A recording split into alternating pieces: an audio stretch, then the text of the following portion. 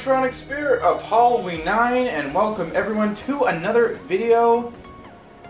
Guys, I've gone out on a limb here and I went and picked up a brand new animatronic, and this one of course is from Spirit Halloween, and as you can see this is Little Daisy and the Maestro. When I first saw this on the website when it was released, I thought it was pretty awesome, and I really liked the styling of this, and I thought this was probably the most unique thing that we've seen this year.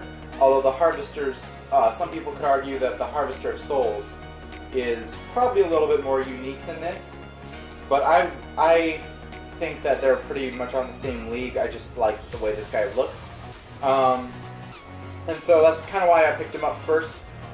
So today we're going to unbox him. We're going to take a close look at him. We're going to see what he looks like. Anyways, so we have the rising arms with moving mouth. Says 3 eerie phrases. He's got some red light up eyes, and he stands at 6.5 feet tall. So let's open this thing up and see what makes him worth the money. Don't mind my shoes, I'm kind of wearing comfort wear today in this video. So most of these animatronics, you kind of have to set them down like this, and I'll make sure the camera can see this. You kind of have to set the box down like this, and then you can go ahead and just slide everything out, and it all kind of comes in its own nice packing. So we can go ahead and slide this out, and we can remove the box from all this. So we don't need to see that anymore. So kind of right away as I'm opening this, I'm not really much of a fan of this plastic. It's really cheap. You can see it doesn't take much to bend it. And it just doesn't seem like it would last very long, but it is the shoulder frame, or the shoulder piece, so I guess it doesn't really matter too much. Not really a fan of this. I wish that they would use the the old style shoulder pieces where it was just a wire and not a whole piece. I'm trying to figure out the best way to do this. So you have the shoulder piece right here. Set that to the side. I guess because I talked about it already, we can take a look at the head. There's the face right there. So, I mean, the paint job isn't too bad, but it's very plain. And as you can see, my head kind of came with the manufacturing defect where the plastic is, this back plastic is higher than the front plastic, meaning you can do that. This is a vinyl material. The head, the eye details is actually pretty good. Let's see here. But it's just a sticker. So, not too impressed. But it does not look bad. This thing actually looks kind of creepy. You saw this thing in the dark. Yeah, it's kind of creepy. But anyways, so this is the box it comes in.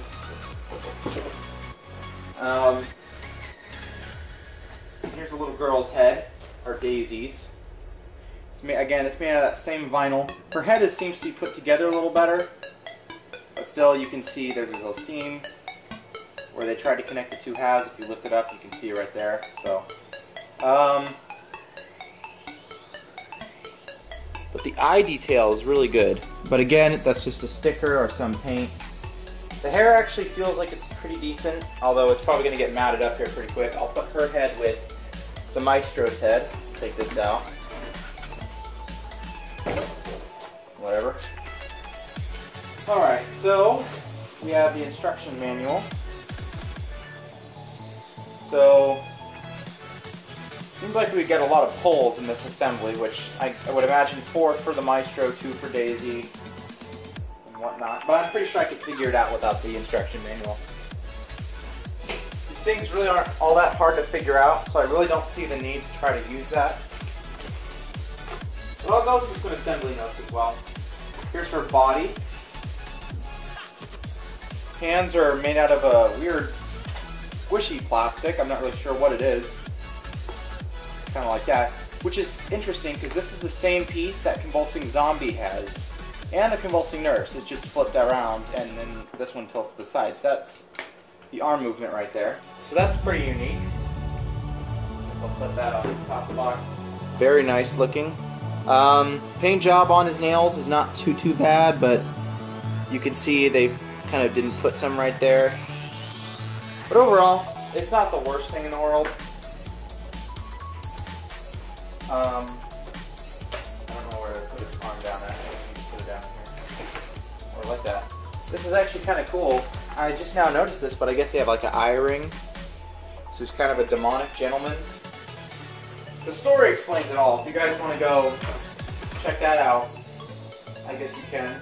So on this module, you have your 6, I know you can't see it because of lighting. Oh, there you go. 6-volt 2-amp adapter, volume control knob.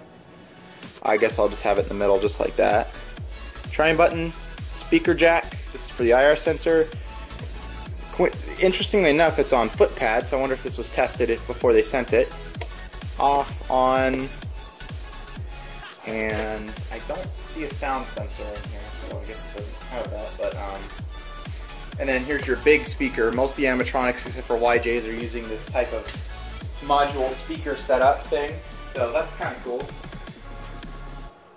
As long as the quality control is there. I guess there's some thick poles in there, but here we have his shirt, and there's for the IR sensor. It even says right there. So there's his second shirt. Here's the wooden base. I just got a splinter. That's interesting. I guess it's not oak, but it's pretty thick wood. Looks like plywood that you'd get at Lowe's or something, and they just put a piece of whatever on here. So anyways, interestingly enough, we have the poles. I haven't really talked about this, but this thing's kind of more open. I wonder if they tested this thing and forgot to take the packaging shut. I'm not really sure. Then like here's every single pole this thing comes with. These. They're loud. And here is the adapter, which kind of, oddly enough, folds down. I don't know if you guys can see that. There's the adapter, 6-volt 2-amp. Alright guys, so that is pretty much all the packing. We do not need the box anymore. My knees are killing, or my feet are killing me here because I've had to crouch the whole time. But we don't need that box anymore. I'm not sure if I'll zip tie them together and everything because I don't have any room for them to keep them set up.